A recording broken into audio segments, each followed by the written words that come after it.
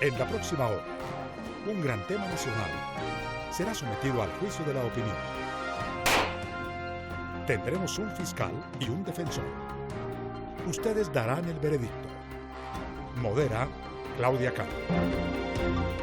¿Qué tal? Muy buenas noches, bienvenidos una vez más, estamos en Veredicto. Este es el programa de los grandes debates a nivel nacional que se transmite aquí por el Canal 1.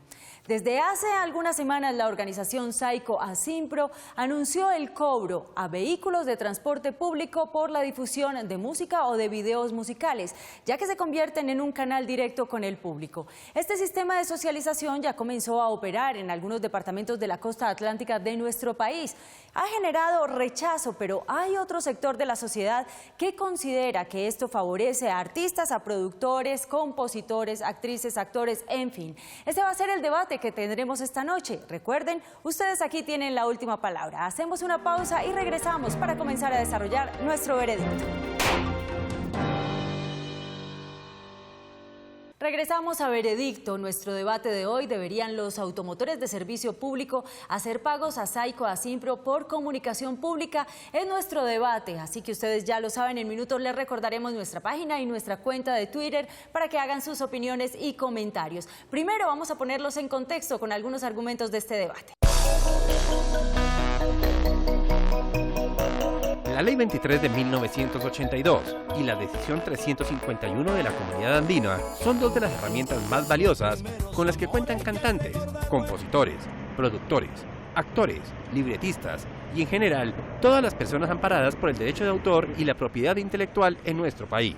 Y justamente, tratando de dar cumplimiento a estas normas, es que la organización Saico Asimpro está en la tarea de iniciar el cobro al sector del transporte público terrestre por el concepto de comunicación pública de obras intelectuales. Obviamente los transportadores se oponen, pues consideran que poner radio o reproducir música por cualquier medio durante un trayecto no hace parte de su servicio y al final cualquier cobro que a ellos se les haga entrará a la canasta de gastos del sector y afectaría la tarifa final de los usuarios. Este será nuestro tema de hoy y, como siempre, ustedes dictarán el veredicto. ¿Debe cobrarse derechos de autor al transporte público? Es el debate que tendremos esta noche aquí en Veredicto. Recuerden, pueden ingresar a partir de este momento a nuestra página de internet www.veredicto.tv. Encontrarán allí la casilla perteneciente a la Fiscalía o a la Defensa para emitir su voto. También recibimos sus opiniones y comentarios a través de nuestro fanpage en Facebook o de nuestra cuenta en Twitter, @veredictontc. Nuestros protagonistas de la noche ya están listos. Vamos a proceder a presentarlos. Nos acompaña esta noche en la Fiscalía el doctor Gonzalo Torres. Él es presidente de la Confederación de Transporte Especial, gerente de la empresa de transporte especial Albertranza. Muy buenas noches. Buenas noches. Gracias por acompañarnos. Y nos acompaña esta noche en el papel de la defensa el señor Diego Guzmán. Él es director de propiedad intelectual de la firma Grupo Legal Andino, docente e investigador y también abogado. Gracias por acompañarnos, señor Guzmán. Muchas gracias por la invitación. Muy bien, vamos a comenzar entonces a desarrollar nuestro veredicto. Comenzamos por la Fiscalía, tiene 4 minutos, puede ponerse de pie y empezar a exponer sus argumentos. Como presidente de la Confederación Nacional de Transporte Especial y con la experiencia que llamamos en el sector y los trabajos que hemos hecho con otras modalidades del transporte, frente a la pregunta si el servicio especial, si el servicio público debe pagar los derechos de comunicación, para nosotros es bien claro que la Constitución en el artículo 61 habla de los derechos de autor de comunicación y también tenemos conocimiento de la Ley 23 del año 82 donde habla de los derechos. Sin embargo, para nosotros es claro que no debemos cancelar estos derechos. ¿Por qué? No debemos cancelarlos en primera instancia porque nosotros no usufructuamos la música. Nosotros no cobramos por la música en ninguno de los vehículos que tenemos en nuestro parque automotor e igualmente los compañeros de Intermunicipal, igualmente el servicio de taxis. Nosotros no cobramos por ese servicio. Igualmente nuestra actividad económica, nuestra razón de ser, es la prestación del servicio de transporte. La prestación de nuestro servicio de transporte es recoger una persona en un lugar determinado y llevarla a otra según unos contratos que medien, según las modalidades de nuestro transporte. Entonces, en ese orden de ideas, nuestra actividad no depende de la música. Nuestra actividad en sí depende de otros factores fundamentales, como por ejemplo los modelos de los vehículos, como por ejemplo el confort, como por ejemplo la comodidad, como por ejemplo la atención, la amabilidad, la cortesía que debe tener un conductor o su ayudante, según las modalidades, en la prestación del servicio de transporte. Para nosotros eso es fundamental. Igualmente, no existe una obligación tributaria, y si así lo fuera, seguramente estaría marcado para nosotros en nuestra actividad. No hay esa obligación tributaria, tenemos una carga obligatoria, una carga económica tributaria muy alta en nuestro servicio, pero esa no aparece reglamentada. No existe tampoco una ley explícita y clara que así determine que los transportadores en cada uno de sus vehículos, indistintamente su clase, deba pagar. No la hay. Nosotros tenemos en nuestro servicio de transporte varias modalidades. Hay una modalidad que es individual, otras modalidades que son colectivas, pero en estas modalidades, por ejemplo, yo resalto la actividad escolar. En el artículo 149 de la ley 23 del 82 hace claridad sobre la exención que tienen los centros educativos al no cobrarles por las obras que ellos puedan desarrollar y ejecutar dentro de su espacio. En ese orden de ideas, las rutas escolares también son una extensión del colegio, y en ese orden nuestros usuarios, que son los estudiantes, tampoco tendrían por qué pagar, igual estarían cubiertos por este artículo. Lo que nosotros vendemos, en realidad, es el vehículo, es el servicio. El radio como tal es un accesorio, sin el cual nosotros podemos tranquilamente operar.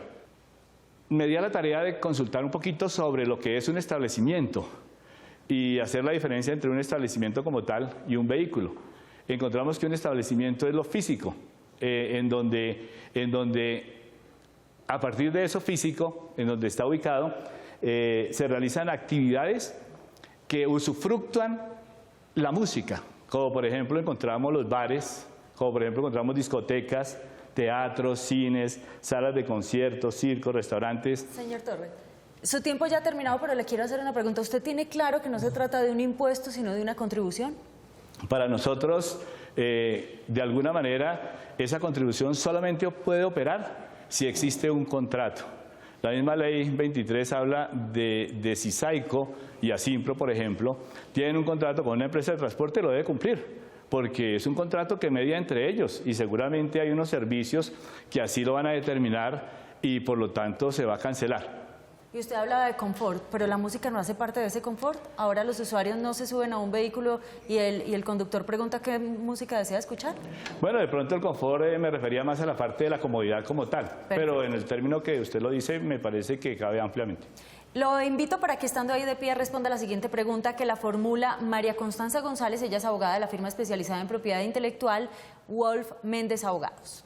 ¿Conocen ustedes la experiencia internacional y cómo se ha cobrado este tipo de derechos a sus homólogas en otros países? Sí, nosotros estuvimos leyendo e investigando un poquito en España.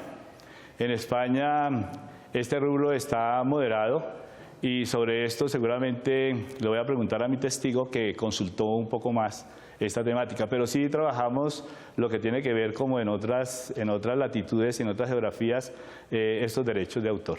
Perfecto, señor Torres, puede tomar asiento, muchísimas gracias. Ahora vamos a invitar a su testigo a pasar aquí al estrado. Se trata del señor Miguel Arturo Jiménez, gerente de la Flota Águila. Él es economista de la Universidad Jorge Tadeo Lozano, especializado en Derecho de Transporte de la Universidad Externado y Mercadeo de EAFID. Señor Jiménez, muy buenas noches, gracias por acompañarnos. Buenas noches. Comenzamos con el interrogatorio, señor Torres. Miguel, ¿qué experiencia tiene sobre el acoso que hace Saico y Asimpro a las empresas de carretera? Pues en este momento la situación ha generado un inconformismo tanto a nivel de los empresarios, de los propietarios de los vehículos, de los conductores, porque la estructura de costos que estableció el Ministerio de Transporte desde hace muchos años no tiene incluido este cobro. Para nosotros es un costo adicional que la estructura de transporte no lo puede soportar. es en este momento la decisión que básicamente ha tomado por casi todas las empresas de transporte es de suprimir los radios y en algunos casos televisores de los vehículos. Pero nosotros somos conscientes que cuando lo que hablaba el fiscal de confort, en algunos vehículos se ofrece el sistema de entretenimiento como un sistema agregado al servicio, pues con ese sistema agregado sí lo estamos pagando, se hizo un contrato con Saico Asimpro y se está pagando sobre los vehículos que prestan ese servicio. Entonces es importante que se defina qué es música, qué es un sistema de entretenimiento. Para nosotros el servicio corriente, al contrario, lo que nosotros estamos viendo es de que están perjudicando a los autores y compositores. ¿Por qué? Porque la música se está dejando de transmitir, se está dejando de expresarle al público. Muchos autores y muchos compositores se hicieron famosos con la música en los buses. También nosotros vemos que a nivel rural los vehículos van, escasamente coge una emisora que es la local, donde le están informando a los usuarios de que recojan una gallina allí, de que dejen, de que no hay paso, de que se atravesó algo, de que el invierno no dejó pasar. Entonces yo creo que es un esquema social que se está impidiendo de que los usuarios reciben este tipo de información. ¿Conoce usted las tarifas y cómo lo afectaría a una empresa como la que usted viene hoy a representar? Sí, claro, las tarifas alrededor de lo último que hablaban Saico Asimpro es pagar cuando se tiene el sistema de video aproximadamente 40.000 pesos por vehículo en forma mensual, que eso equivale como a 250.000 pesos al año, y en el caso de solo música son como cerca de 10.000 pesos mensuales, que eso equivale a 120.000 pesos al año. Entonces, continuemos con el interrogatorio, doctor. Al mirar algunas cifras, nosotros mirábamos, por ejemplo, en el caso de Saico y Asimpro, que un bus debía pagar una tarifa de 18.000, por el año pagaba 216.000, y calculando que hay 45.000 buses, lo que se podría recoger eran 9.720 millones. Y igualmente se veía en la parte de taxis, se hablaba que la tarifa podría ser de 6.000 pesos. Se hablan de 72.000 pesos al año por los 12 meses y se hablaría de unos 480.000 taxis que hay en la ciudad, lo que equivaldría a recoger 34.560 millones. Esto en total, buses y taxis, da 44.280 millones. Vamos a la pregunta. La pregunta que yo le quiero hacer en ese contexto a mi testigo es, si Saico y Asimpro nos cobra esas tarifas pasarían directamente al consumidor del transporte. ¿En qué forma?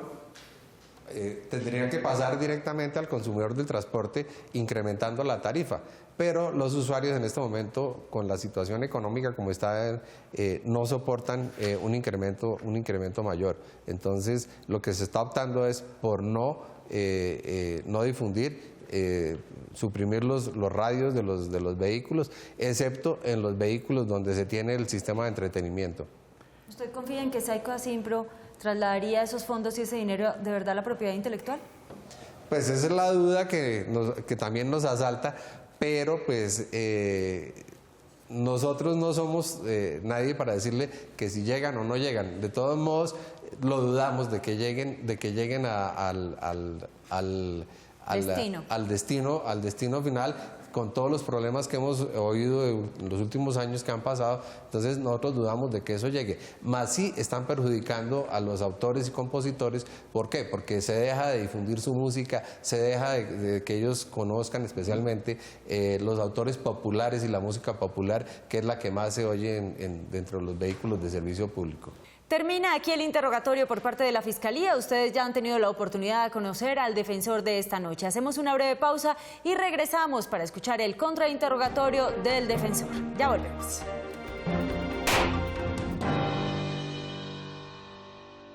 Regresamos a Veredicto. El defensor de esta noche, Diego Guzmán, tenía preparadas sus preguntas y comenzamos con el contrainterrogatorio. Señor Guzmán.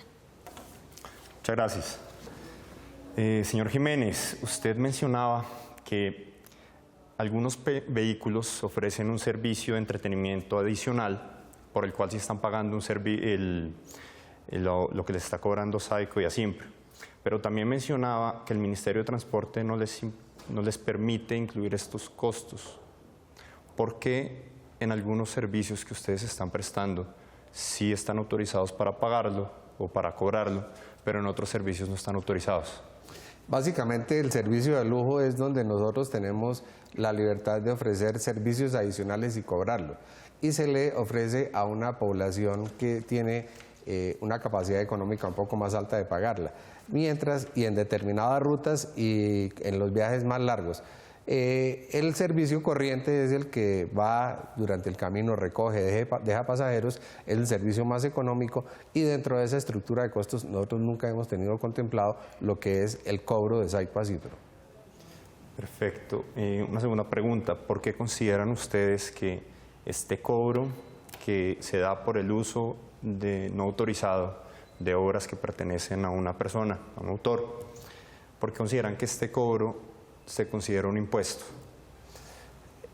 Para nosotros es un cobro adicional, no sé si será un impuesto, una contribución, pero es un cobro adicional que afecta la estructura, la canasta de costos del transporte, que finalmente afectaría al usuario final. Como cosa curiosa, nosotros hemos tenido dentro de la experiencia que muchos usuarios nos han llamado a felicitarnos por haber quitado los radios. Hoy en día la tecnología ha permitido que cada usuario puede llevar su celular y oye la música que quiere, no la que el conductor les imponga ni al volumen que les imponga. Entonces, eso ha hecho también que cambie un poco el aspecto, y por lo cual para nosotros el radio no es la esencia del servicio. Para nosotros la esencia del servicio es el tipo de vehículo con que presta uno el servicio, la forma como lo presta y la seguridad con que uno lo presta.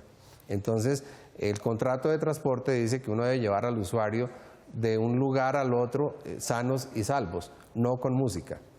Es decir, que teniendo la opción de no pagar retirando los equipos, para ustedes no nos afecta en lo más mínimo tener que tomar esta decisión. No nos afecta, y lo que decía, viene a afectar más bien a los autores y compositores, porque no les permite que su música y sus canciones estén saliendo al público. Entonces a nosotros como tal no nos afecta. Muy bien, esto ha sido todo por el segmento de la Fiscalía. Nosotros vamos a hacer otra corta pausa comercial y cuando regresemos tendrán ustedes la posibilidad de escuchar los argumentos de la defensa. Ya volvemos. Regresamos a Veredicto. Ustedes tuvieron ya la oportunidad de conocer al fiscal de esta noche, pero también al defensor, quien en este momento tiene 4 minutos para exponer sus argumentos. Señor Guzmán. Esta discusión nos presenta dos partes. Primero, al transportador y ahora a los que le están haciendo el cobro. Pero yo quiero recordarles a alguien más importante, y son los autores, que usted, como bien lo expuso, es alguien que se ve afectado en esto. ¿Por qué? Les comentó el caso de Wilson Choperena, de ese autor de La Pollera Colorada. Leí hace un tiempo que él murió en la pobreza, en el 2011. Y eso a uno le hace pensar de dónde están estos autores consiguiendo el dinero, es decir, cómo están ellos explotando su música. ¿Qué pasa? Ahora ya no se venden discos, no sé si han dado cuenta, ya no existen tiendas de música, son muy pocas. Los autores ahora lo están haciendo a través de la explotación de sus derechos de autor, sus derechos patrimoniales, específicamente el derecho de comunicación pública. ¿Qué ocurre con este derecho? Este derecho no es nuevo. Este derecho, como ustedes mencionaban, las leyes que ya existen, la Ley 23 de 1982 y la Decisión Andina 351 de 1993, ahí encontramos sus derechos. Y es con base en eso que lo están explotando. Pero se ha enfocado más la discusión en los medios, lo he visto, a discusiones inverosímiles, como que ya no vamos a poder cantar en la ducha, que ya no vamos a poder escuchar música en nuestro lugar de trabajo. La Ley 23 y la Decisión Andina contienen también excepciones y limitaciones al derecho de autor. Y entre esas limitaciones y excepciones encontramos el uso privado cuando no hay fines económicos, cuando no hay un ánimo de lucro. Pero los buses sí están obteniendo un provecho económico. ¿Por qué? O bueno, los transportadores, porque puede darse ese transporte especial, ese transporte de lujo, que cobra una cifra adicional por tener esto, por pagar estos derechos. Veamos el caso de las aerolíneas que han estado pagando estos derechos ya hace un buen tiempo. ¿Qué han hecho las aerolíneas? Tenemos aerolíneas, las tradicionales, donde vemos películas, donde escuchamos música, y las aerolíneas de bajo costo, que han eliminado todas estas comodidades para beneficios del precio del usuario, pero aún así la gente sigue viajando en las otras aerolíneas y la gente está dispuesta a pagar ese valor adicional por tener un servicio con valor agregado. Creo que aquí es un tema que es importante tener presente, y es que la gente muchas veces discute qué pasa con las sociedades de gestión colectiva que no están permitiendo que llegue el dinero que se paga a los autores. Pero la discusión importante es, si tanto les importan los autores, paguemos todos aquello que la ley le ha dado a los autores, reconozcámosle sus derechos de autor. Lo voy a invitar para, tal como ocurrió en el caso de la Fiscalía, a que responda a la siguiente pregunta que la formula para usted el doctor Álvaro Castaño, integrante de la Federación de Taxis de Bogotá. Todo lo que tiene que ver con el transporte de pasajeros va a una canasta que se llama canasta de transporte, donde van absolutamente todos los rublos, todos los costos que son las pólizas de seguro, los seguros contractuales, extracontractuales, los impuestos de estos vehículos. La pregunta es si dentro de esa canasta se va a incluir ese costo. Bueno, la verdad es que esto es un costo adicional que tendrían que pagar por usar la música, por tener acceso a esta música. Si de pronto el gremio de los taxistas lo considera pertinente, podrían incluirlo dentro del mismo costo. Pero lo importante es que se le reconozca por el uso de su música a los autores, y ya el mismo gremio podría llegar a un acuerdo con las sociedades de gestión colectiva cómo podrían hacer de forma más eficiente y efectiva que se pague el costo de las licencias por el uso de la música. Perfecto. Puede tomar asiento para contribuir con sus argumentos. Voy a invitar aquí al estrado a pasar a su testigo. Se trata de la señora Cristina Matiz Mejía, coordinadora del programa de propiedad intelectual de la Facultad de Jurisprudencia de la Universidad del Rosario, abogada de la Universidad del Rosario, especializada en Derecho en la empresa de Universidad Externado. Ha profundizado en el tema de propiedad intelectual a través de cursos y posgrado en la Universidad de Buenos Aires y OMTI. Muy buenas noches. Gracias por acompañarnos. Buenas noches. Gracias por la invitación y buenas noches a todos. Yo voy a hacer referencia a un comentario que hacía la Fiscalía, y era en el sentido de que si ya las emisoras están haciendo un pago a Saico Asimpro, ¿no sería un doble cobro si ahorita se hace en el servicio de transporte público? La respuesta es sí, es un doble cobro que está justificado y legitimado por las normas en la medida en que son dos comunicaciones al público diferentes. Ya en 2011, el manual que emitió la Dirección Nacional de Derechos de Autor, Alcaldías y Gobernaciones les decía: el pago que hace el organismo de radiodifusión a los titulares de los derechos no libera al establecimiento de comercio del pago que tiene que hacer por esa nueva comunicación al público que realiza en un establecimiento. Entonces, son dos comunicaciones al público diferentes, son dos usos diferentes, y al lugar que se cobre por cada uno de esos usos de manera independiente. Okay. Seguramente en unos minutos la Fiscalía tendrá más interrogantes, pero vamos a comenzar con el interrogatorio de la defensa. Doctora Cristina, ¿usted considera que es legítimo o no este cobro para los buses? Diego, yo creo que esa pregunta de la legitimidad es clave, porque la legitimidad nos hace preguntarnos cuál es el título sobre el cual, o la base sobre la cual cobran los autores. Y el título lo dan las leyes. Leyes que son Convenio de Berna, un tratado internacional, leyes que son Decisión Andina de Naciones, la Decisión 351, nuestra Constitución Política, como lo mencionaban antes en el artículo 61, el Código Civil y las normas aplicables directamente a los derechos de autor. ¿Qué es lo que legitima este cobro? Legitima una propiedad y el reconocimiento y el respeto a una propiedad. Una propiedad como la que yo tengo sobre mi casa o la que alguien tiene sobre un carro. Es una propiedad sobre un bien, en este caso el bien es inmaterial, esa es la diferencia. ¿Y qué tutelan esas normas? Tutelan un derecho exclusivo. ¿Qué es ese derecho exclusivo? La facultad que yo tengo como propietaria de un bien de realizar ciertos usos sobre esa propiedad, autorizar ciertos usos y claro, lo que esperamos todos es recibir el retorno económico y la compensación económica por la explotación de algo que me pertenece a mí. Entonces es al final un tema de balances y de equilibrios. Y lo que dice al final esa legitimidad es, si usted tiene un derecho exclusivo, la ley 23 lo dice, usted tiene la facultad de disponer si autoriza un uso a título gratuito o no. La posibilidad de aprovechar con lucro o sin lucro su obra. La posibilidad de que usted tenga una remuneración compensatoria por los usos que realicen terceros. Entonces, claramente hay una legitimidad para los titulares de derechos para exigir ese cobro. De la exposición que yo hice inicialmente, les contaba cómo este cobro se hace sobre la comunicación pública, el derecho específico de la comunicación pública. ¿Usted nos podría explicar un poco qué es la comunicación pública y cuándo surge la obligación de pago en virtud de ella? Bueno, la comunicación pública, como lo mencionaba hace un rato, es un derecho exclusivo patrimonial de alguien que crea una obra que se llama autor o de la persona a quien este autor le cede sus derechos. La comunicación pública implica que haya una pluralidad de personas, implica que haya esa pluralidad no necesariamente reunidas en un solo lugar, pero sí que haya un acceso a una obra, que decíamos ahora es una propiedad privada. Desde su perspectiva, ¿cómo es la situación en otros países latinoamericanos? Bueno, digamos que lo que nos muestra la situación de los otros países latinoamericanos es que al igual que Colombia, todos tenemos las normas que protegen a los derechos de autor, que protegen a los creadores y que les garantizan la posibilidad de que los autores vivan de su profesión, que es una profesión de abogado la mía o de economista la otra persona, o cada uno tiene derecho a tener el respeto de su propiedad y a tener el retorno económico por eso. En Chile se cobra por un transporte colectivo de pasajeros, aeropuertos, líneas aéreas, estaciones de buses. En Ecuador se cobra, por ejemplo, en transporte terrestre un 6% de un salario básico unificado masiva. En Perú se cobra el transporte urbano, en México también. En Panamá se cobra buses, microbuses, chivas parranderas, barcos cruceros de bandera panameña, aeronaves.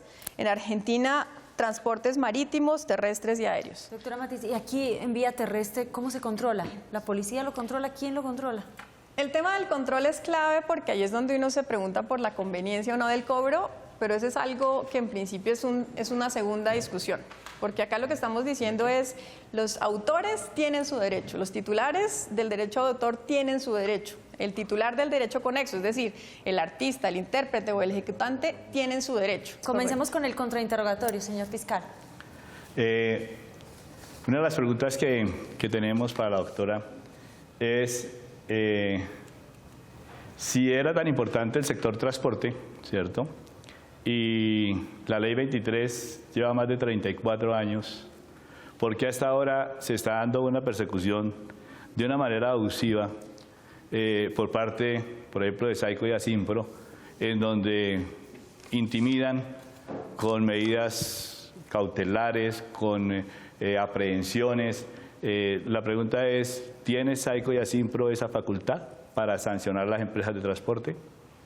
Lo que tiene Saico y Asimpro es una legitimidad para realizar los cobros en representación de quienes les han dado poder y el mandato para hacerlo, es decir, en representación de los titulares de derechos.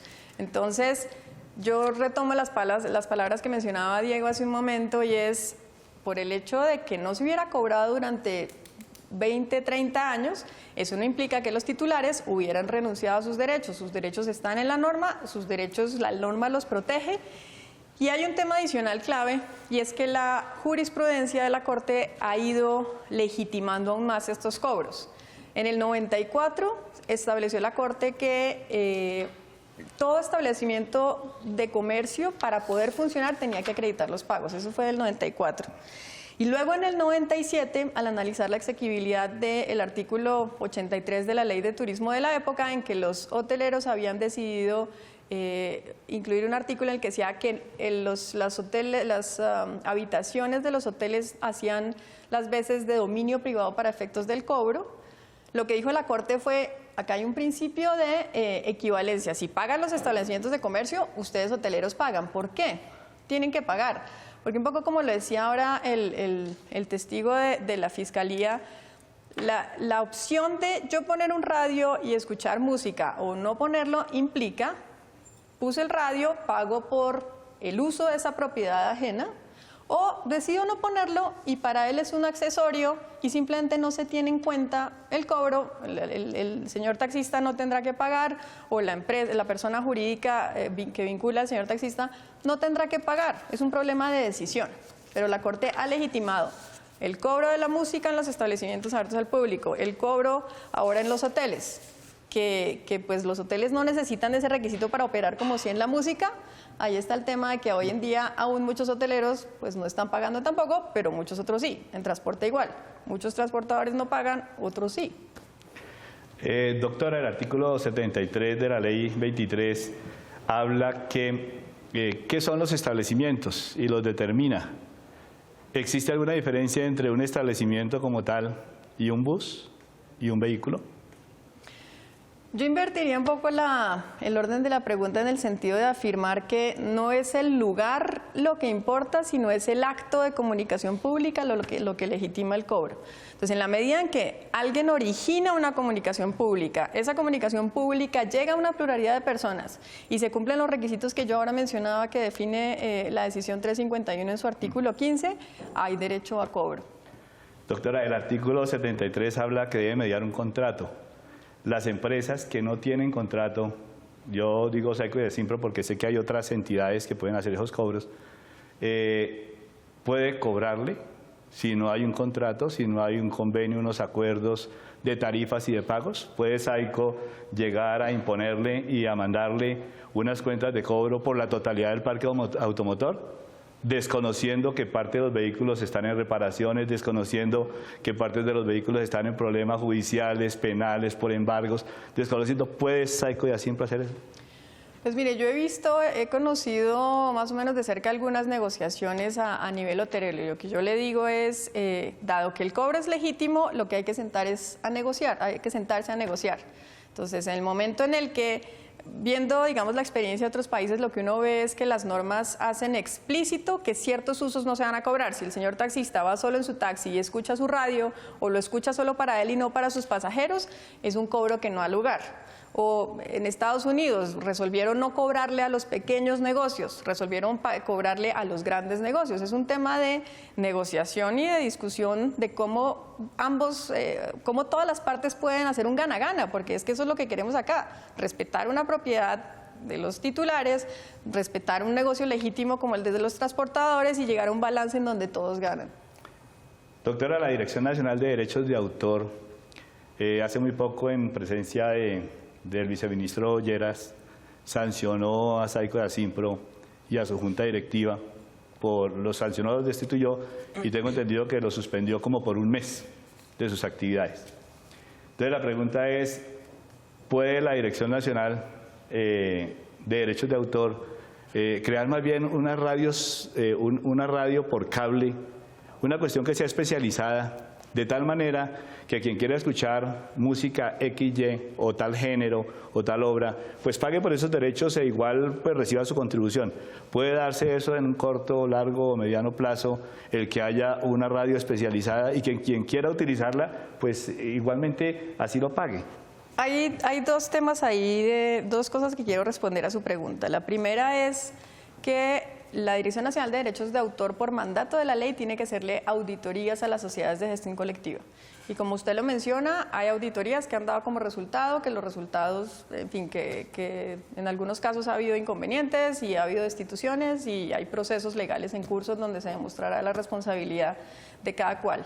Pero si usted ingresa a la Dirección Nacional de Derechos de Autor y por ejemplo, a la gestión de cuentas que ellos hacen anualmente, uno encuentra todas las auditorías que han hecho las sociedades de gestión, todos los procesos que les han iniciado, todos los procesos legales que están en curso. Entonces, al final sí, la Dirección Nacional de Derechos de Autor vigila a las sociedades de gestión colectiva y claro que a los titulares lo que les interesa es que sus sociedades de gestión los representen adecuadamente y les llegue el dinero que ellos esperan de la explotación de sus obras. Esa es una parte. Lo segundo es algo que valoro mucho, lo que usted dice es los modelos de negocio. Yo creo que los modelos de negocio pueden crearse para favorecer los intereses de todas las partes, porque hay modelos de negocio en los que el usuario no paga, o en el que no paga y entonces tiene unos comerciales, pero si no quiere los comerciales, entonces paga, pero paga poco. Son modelos de negocio financiados por publicidad.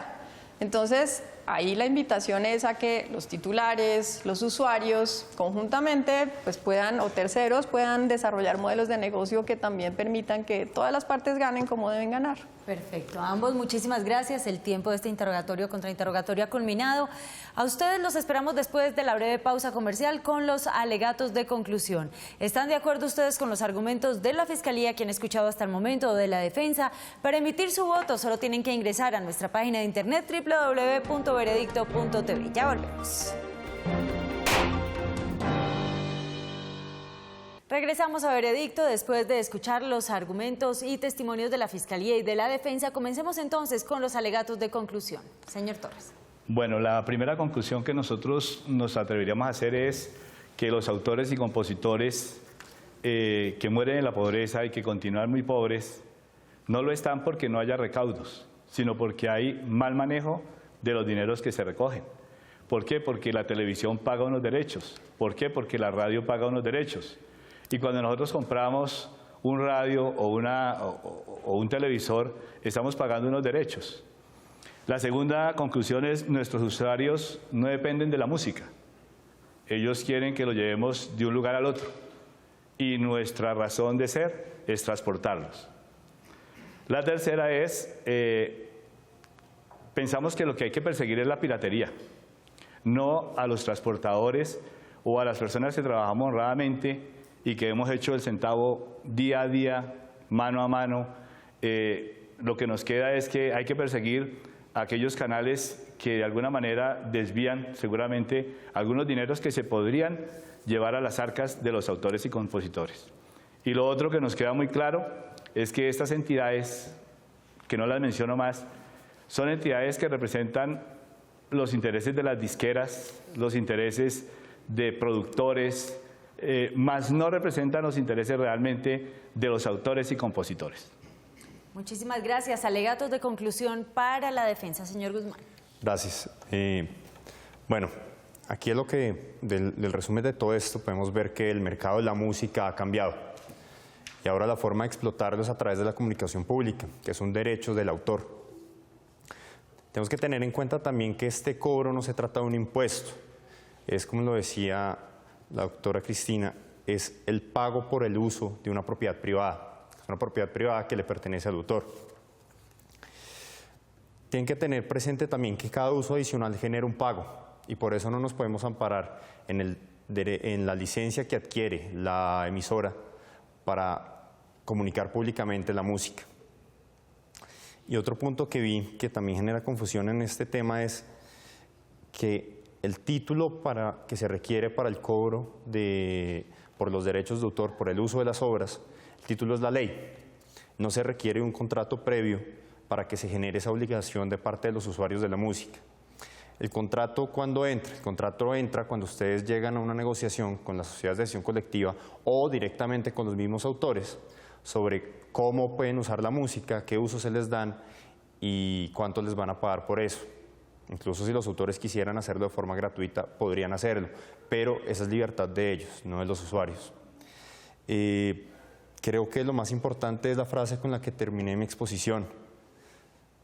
Nos debemos preocupar por los autores colombianos, debemos preocuparnos por cómo ellos entran al mercado y preocupémonos también reconociéndoles sus derechos y pagando por los usos que hagamos de su música.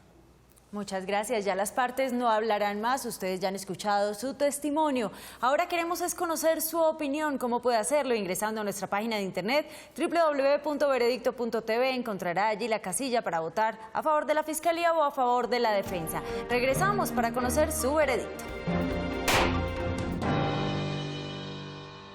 Regresamos. ¿Debe cobrarse derechos de autor al transporte público? Es el debate que hemos tenido esta noche y ustedes, nuestros televidentes, a través de la página de internet han votado lo siguiente.